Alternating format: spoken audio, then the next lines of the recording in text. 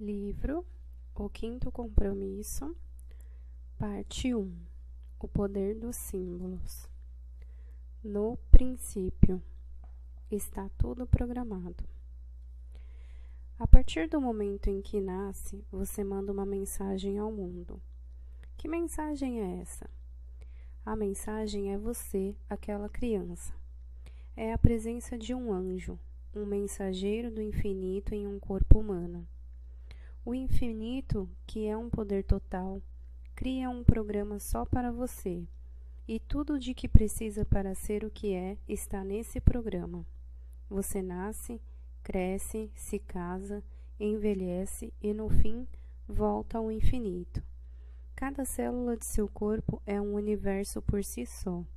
É inteligente, completa e programada para ser o que é. Você é programado para ser você. O que quer que você seja e não faz a menor diferença para o programa o que a sua mente pensa que você é, pois ele não está na mente pensante, está no corpo, naquilo que chamamos de DNA. E no começo, você segue instintivamente essa sabedoria.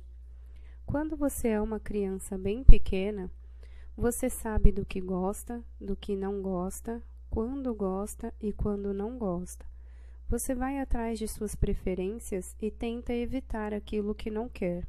Segue os seus instintos, que lhe guiam para a felicidade, para curtir a vida, para amar e suprir as suas necessidades. E aí, o que acontece? Seu corpo começa a se desenvolver, sua mente começa a amadurecer, e você começa a utilizar símbolos para transmitir as suas mensagens. Assim como os passarinhos compreendem uns aos outros, e da mesma forma que os gatos se entendem, os seres humanos se entendem através de uma simbologia. Se você tivesse nascido em uma ilha e vivido totalmente sozinho, poderia levar 10 anos, mas acabaria dando um nome a tudo que visse e usaria essa língua para comunicar uma mensagem, mesmo que ela fosse apenas para si mesmo. E por que você faria isso? Bem, isso é fácil de entender, e não só porque os seres humanos são tão inteligentes. É porque nós somos programados para criar uma linguagem, para inventar uma simbologia completa para nós mesmos. Como se sabe, no mundo inteiro, os humanos falam e escrevem em milhares de línguas diferentes. Os seres humanos inventaram todos os tipos de simbologia para se comunicar não só com outros humanos, mas, acima de tudo, consigo mesmo. Os símbolos podem ser sons que emitimos, ações que praticamos ou escritas e sinais de natureza gráfica.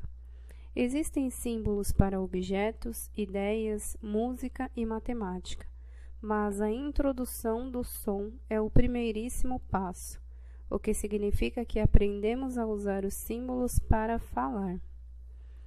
Os humanos que vieram antes de nós já deram um nome a tudo que existe e nos ensinam o significado dos sons. Chamamos isso de uma mesa e aquilo de uma cadeira. Eles também têm nomes para coisas que só existem na imaginação, como sereias e unicórnios. Cada palavra que aprendemos é um símbolo para alguma coisa real ou imaginária, e há milhares de palavras para se aprender. Se observarmos crianças de 1 a 4 anos de idade, podemos ver o esforço que elas fazem ao tentar aprender toda a simbologia. É um grande esforço do qual geralmente não nos lembramos, porque a nossa mente ainda não estava madura, mas com a repetição e com a prática, nós finalmente aprendemos a falar. Depois que aprendemos a falar, os humanos que tomam conta de nós ensinam o que sabem, o que significa dizer que eles nos programam com conhecimento. Os humanos com os quais convivemos dispõem de muita sabedoria, incluindo todas as regras morais, religiosas e sociais de sua cultura.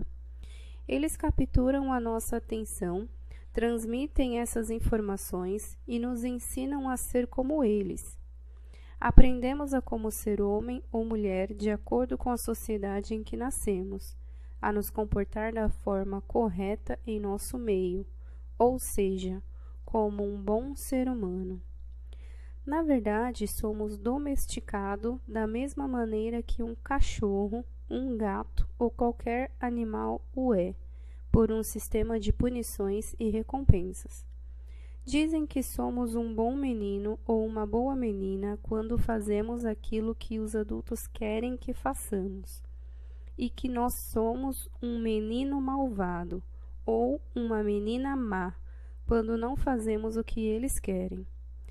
Às vezes somos punidos sem termos feito nada de errado, ou em outras somos recompensados sem termos feito nada de bom. Devido ao medo de sermos punidos e de não conseguirmos recompensas, começamos a tentar agradar as outras pessoas. Tentamos ser bonzinhos, já que os maus não são recompensados, mas punidos. Na domesticação humana, todas as regras e valores de nossa família e de nossa sociedade nos são impostos. Não nos temos a oportunidade de escolher nossas crenças. Nos dizem no que devemos acreditar e no que não devemos. As pessoas com quem vivemos dão suas opiniões, o que é bom e o que é ruim, o que é certo e o que é errado, o que é feio e o que é bonito. Como um computador, fazemos um download de tudo isso para nossa cabeça.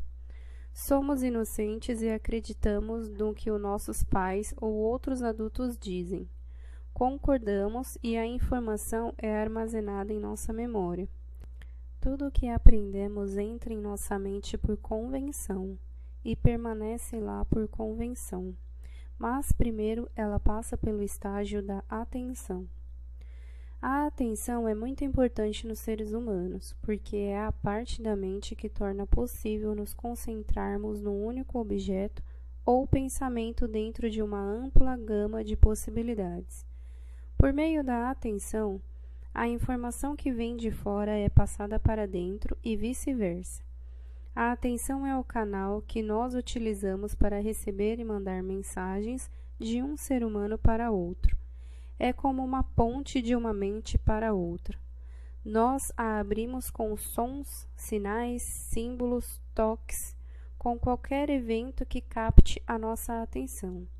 É assim que ensinamos e é assim que aprendemos. Não podemos ensinar nada se não tivermos a atenção de alguém. Não podemos aprender nada se não prestarmos atenção. Usando a atenção, os adultos nos ensinam a criar uma realidade inteira em nossas mentes com o uso de símbolos. Depois de nos ensinarem uma simbologia pelo som, os adultos nos treinam com o alfabeto e aprendemos a mesma linguagem de antes, só que graficamente. Nossa imaginação começa a se desenvolver. Nossa curiosidade fica mais aguçada e nós começamos a fazer perguntas. Perguntamos e continuamos a fazer perguntas. Juntamos informações de todos os lugares. E sabemos que finalmente dominamos a linguagem quando somos capazes de usar os símbolos para falar conosco mesmos, em nossa cabeça. Isso acontece quando aprendemos a pensar. Antes disso, nós não pensamos. Imitamos sons e usamos símbolos para estabelecer comunicação, mas a vida é simples antes de atrelarmos qualquer significado ou emoção a esses símbolos. Uma vez que damos significado aos símbolos, começamos a utilizá-los para tentar dar sentido a tudo o que acontece em nossas vidas. Usamos os símbolos para pensar em coisas que são reais e em coisas que, mesmo não sendo reais, nós começamos a pensar que são, como o que é bonito e o que é feio, gordo e magro, inteligente e burro. E se você perceber, vai ver que nós só conseguimos pensar numa linguagem que dominamos. Por muitos anos eu só falava espanhol, e demorou muito até que eu dominasse uma quantidade suficiente de símbolos em inglês, a ponto de conseguir pensar em inglês. Dominar uma língua não é fácil, mas em um determinado momento acabamos pensando com os símbolos que aprendemos. Quando chega a hora de ir para a escola, lá pelos 5 ou 6 anos de idade, nós já entendemos o significado de conceitos abstratos, como certo e errado, vencedor e perdedor, perfeito e imperfeito. Na escola, continuamos aprendendo a ler e escrever os símbolos que já conhecemos, e as linguagens escritas permitem que acumulemos mais conhecimento. Continuamos a dar significado para mais e mais símbolos, e o ato de pensar passa a ser automático e sem esforço. A essa altura, os símbolos que aprendemos por si só capturam a nossa atenção. O que nós sabemos é que fala com a gente e nós ouvimos o que o nosso conhecimento diz. Chamo a isso de voz do conhecimento, porque é o conhecimento que está falando em nossa cabeça. Muitas vezes nós ouvimos essa voz com tonalidades diferentes. Ouvimos a voz de nossa mãe, nosso pai, nossos irmãos e a voz nunca para de falar. A voz não é real, é uma criação nossa, mas nós acreditamos que seja real porque damos vida a ela por meio do poder de nossa fé, ou seja, acreditamos sem a menor sombra de dúvida no que a voz está dizendo. E é aí que as opiniões dos humanos à nossa volta começam a tomar conta da nossa mente. Todos têm uma opinião sobre nós, e eles dizem o que somos. Quando somos crianças bem pequenas, não sabemos quem somos. A única maneira que temos de nos ver é por meio de um espelho, representado pelas outras pessoas. Nossas mães dizem o que somos e nós acreditamos nela. E isso é completamente diferente do que o nosso pai nos diz, ou do que dizem nossos irmãos, mas também concordamos com eles. As pessoas falam da nossa aparência, e isso acontece ainda mais quando somos bem pequenos. Olha, você tem os olhos da sua mãe e o nariz do seu avô. Ouvimos todas as opiniões da nossa família, dos nossos professores e dos nossos colegas mais velhos da escola.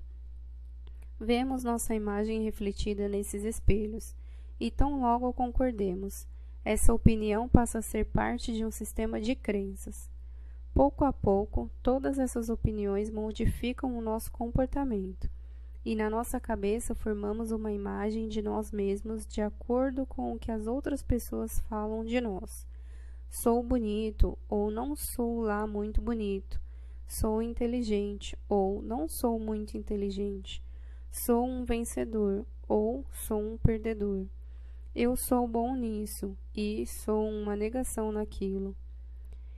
Em um determinado ponto, todas as opiniões dos nossos pais e professores, da religião e da sociedade, nos fazem pensar que precisamos ser de uma determinada maneira para que sejamos aceitos. Elas nos dizem a forma como deveríamos ser, como deveria ser a nossa aparência e como deveríamos nos comportar. Precisamos nos comportar dessa maneira e não daquela. E como não aprovam que sejamos o que somos, começamos a fingir ser o que não somos. O medo da rejeição torna-se o medo de não ser bom o bastante, e começamos a procurar uma coisa chamada perfeição. Em nossa busca, formamos uma imagem da perfeição, da maneira que gostaríamos de ser, mas que sabemos que não somos, começando a nos julgar por isso.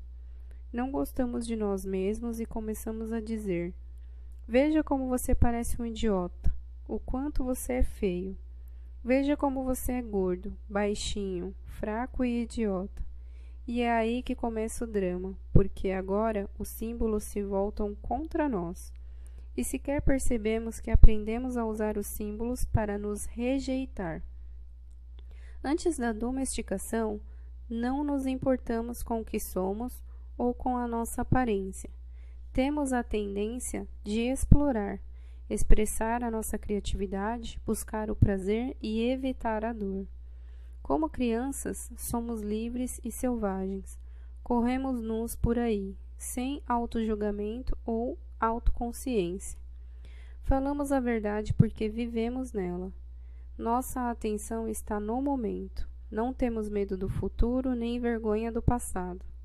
Depois da domesticação, tentamos ser bons o suficiente para todo mundo, mas não somos bons o bastante para nós mesmos, porque nunca conseguimos estar à altura da nossa imagem de perfeição. Todas as nossas tendências humanas normais são perdidas no processo de domesticação, e com isso começamos a procurar aquilo que perdemos. Começamos a ir atrás da liberdade porque não somos mais livres para ser quem realmente somos. Começamos a procurar a felicidade porque não somos mais felizes. Começamos a procurar beleza porque não acreditamos mais que sejamos bonitos. Nós continuamos a crescer e, na adolescência, nosso corpo é programado para produzir uma substância que chamamos de hormônios. Nosso corpo físico não é mais o de uma criança e não nos encaixamos mais no modo de vida anterior. Não queremos ouvir os nossos pais dizendo o que fazer e o que não fazer.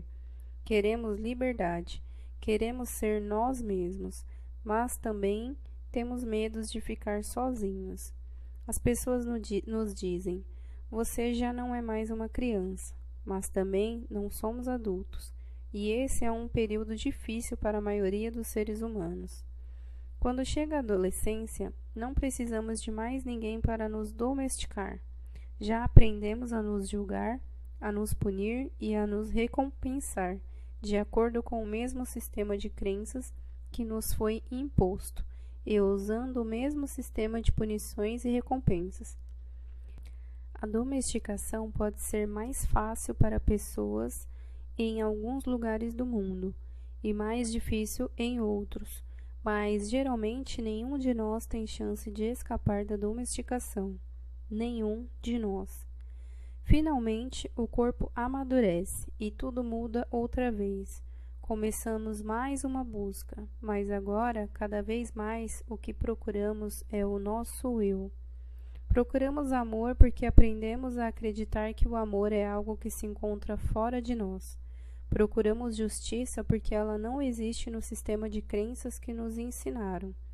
Procuramos a verdade porque só acreditamos no conhecimento que temos armazenados em nossas mentes.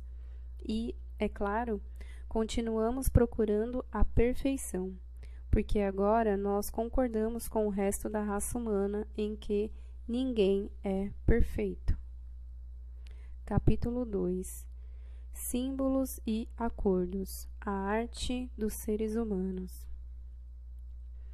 Durante todos esses anos em que crescemos, fazemos inúmeros acordos conosco mesmos, com a sociedade e com toda a nossa volta. Mas os acordos mais importantes são aqueles que fazemos conosco mesmos, ao compreendermos os símbolos que aprendemos. Esses símbolos nos dizem em que acreditamos a nosso respeito. Dizem o que somos e o que não somos, o que é possível e o que não é. A voz do conhecimento está nos dizendo tudo o que já sabemos, mas quem vai dizer se aquilo que sabemos é verdade? Quando estamos no primário, no ensino médio e na faculdade, adquirimos um bocado de conhecimento. Mas o que realmente sabemos? Nós dominamos a verdade? Não, dominamos uma língua, uma simbologia. E essa simbologia só é verdadeira porque concordamos com ela, e não porque seja realmente a verdade.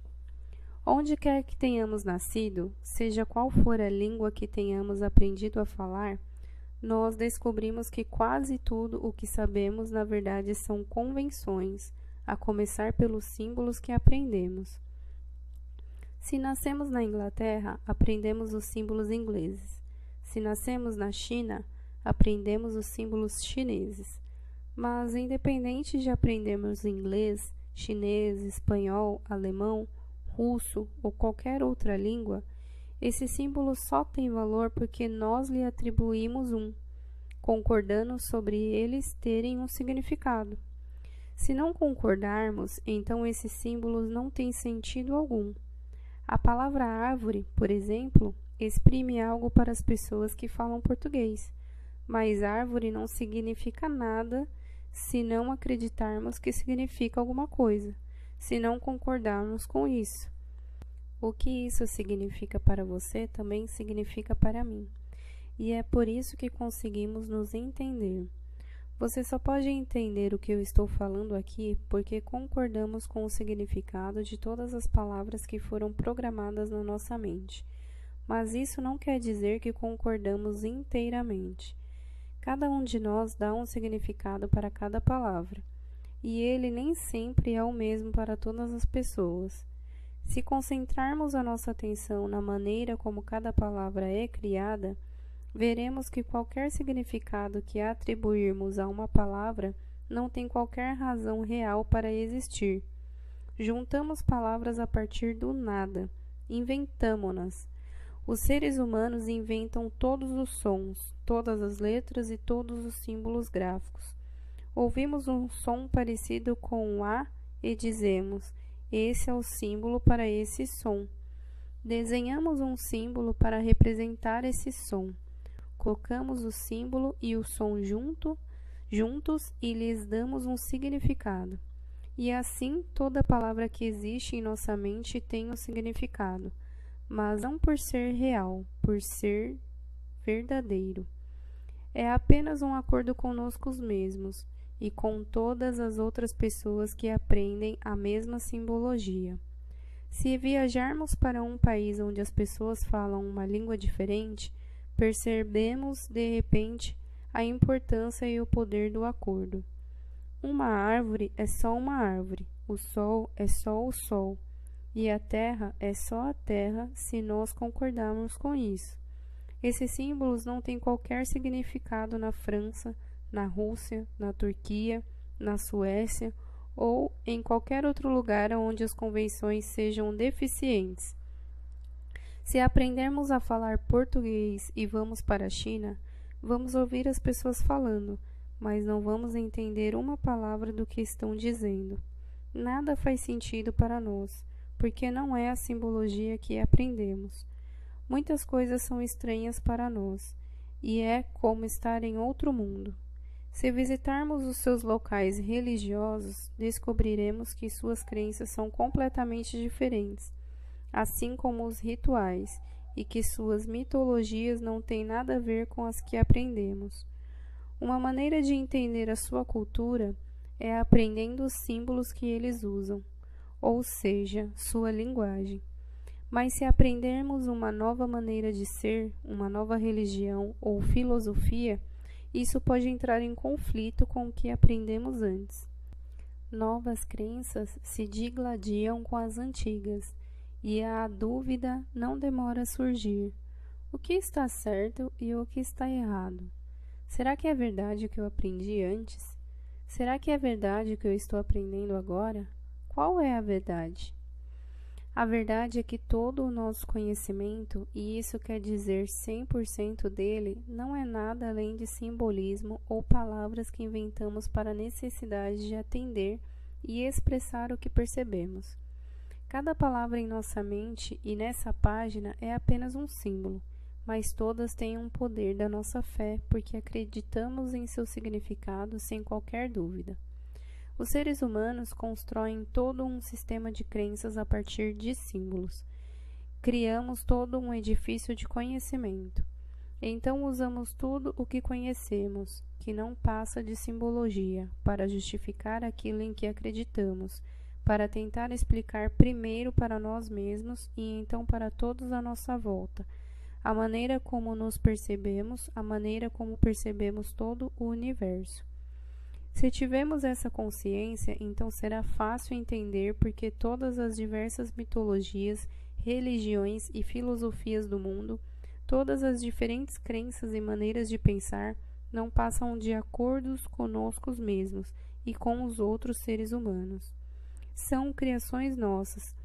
Mas será que são verdadeiras? Tudo que existe é verdadeiro. A Terra é de verdade. As estrelas são de verdade. Todo o universo sempre foi de verdade. Mas os símbolos que usamos para construir o que sabemos Só são verdadeiros porque nós estabelecemos isso. Há uma linda história na Bíblia que ilustra a relação entre Deus e os seres humanos. Nessa história, Adão e Deus estão passeando juntos pelo mundo, e Deus pergunta a Adão como ele quer nomear as diversas coisas. Uma por uma, Adão dá um nome a cada coisa que ele observa. Vamos chamar isso aqui de árvore. Vamos chamar aquilo de passarinho. Vamos chamar isso de flor. E Deus concorda com Adão. A história é sobre a criação dos símbolos, a criação de toda uma linguagem, e ela funciona por acordo. São como dois lados da mesma moeda. Podemos dizer que um dos lados é pura percepção, o que Adão percebe. O outro lado é o significado que Adão atribui àquilo que ele vê. Há o objeto da percepção, que é verdadeiro, e há a nossa interpretação da verdade, que é apenas um ponto de vista. Se a verdade é objetiva, nós a chamamos de ciência. Se nossa interpretação da verdade é subjetiva, nós a chamamos de arte. Ciência e arte. A verdade e a nossa interpretação da verdade. A verdade real é a criação da vida e é absoluta porque é a verdade para todo mundo. A interpretação da verdade é nossa criação e é relativa, porque só é verdade por convenção. Com essa consciência, podemos começar a entender a mente humana. Todos os seres humanos são programados para perceber a verdade, e não precisamos de uma língua para isso. Mas para que se possa expressar a verdade, precisamos usar uma língua, e essa expressão é nossa arte. Não é mais a verdade, porque palavras são símbolos, e símbolos só podem representar ou simbolizar a verdade. Por exemplo, podemos ver uma árvore, mesmo que não conheçamos o símbolo árvore. Sem o símbolo, tudo o que vemos são apenas objetos. O objeto é real, é verdadeiro, e nós o percebemos. Uma vez que chamamos de árvore, estamos usando a arte para expressar um ponto de vista. Ao utilizar mais símbolos, podemos descrever a árvore, cada folha, cada cor. Podemos dizer que é uma árvore grande, pequena, bonita ou feia, mas seria a verdade? Não. A árvore continua sendo a mesma árvore.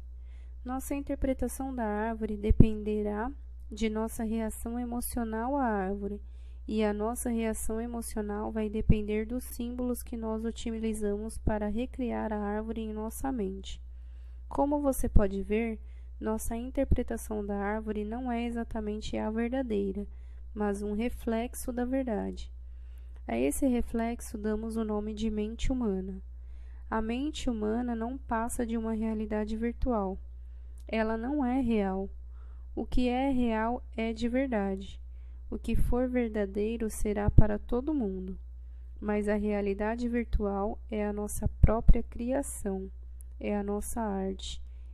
E só é verdade para cada pessoa. Todos nós, seres humanos, somos artistas. Todos nós. Cada símbolo, cada palavra é um pedacinho de arte. Do meu ponto de vista, e graças à nossa programação, nossa maior obra de arte é usar a linguagem para criar uma realidade virtual completa dentro de nossa mente.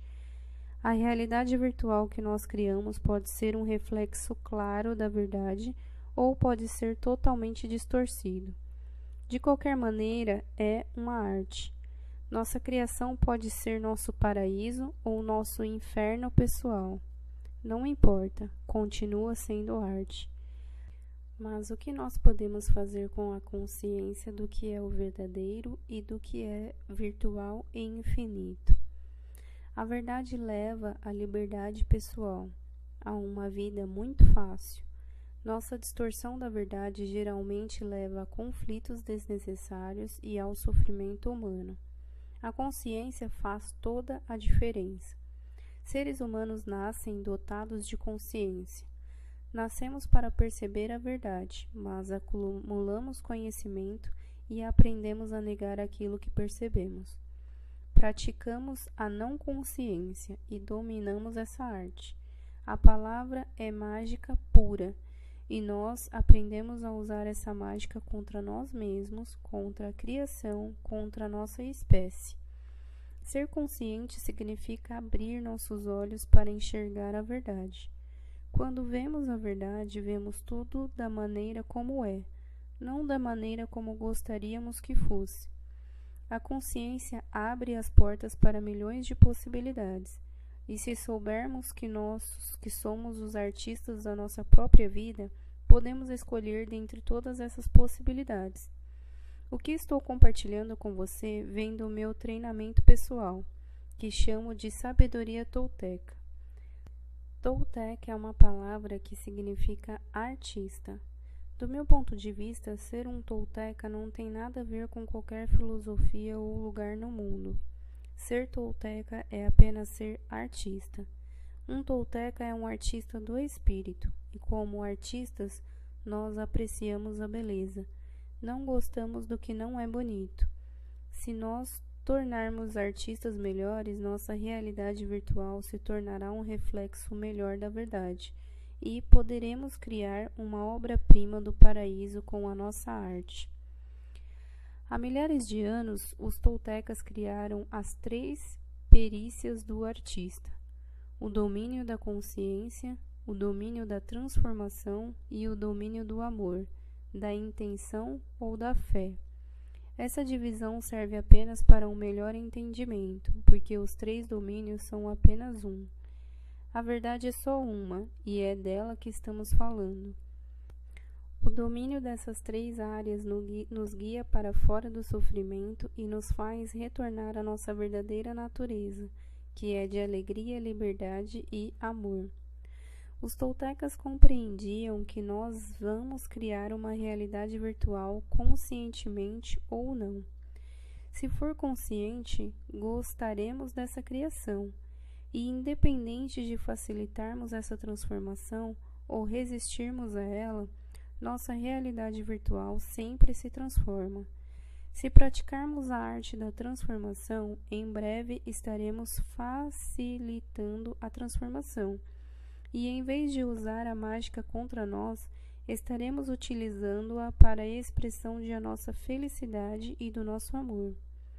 Quando dominamos o amor, a intenção ou a fé, dominamos os sonhos das nossas vidas.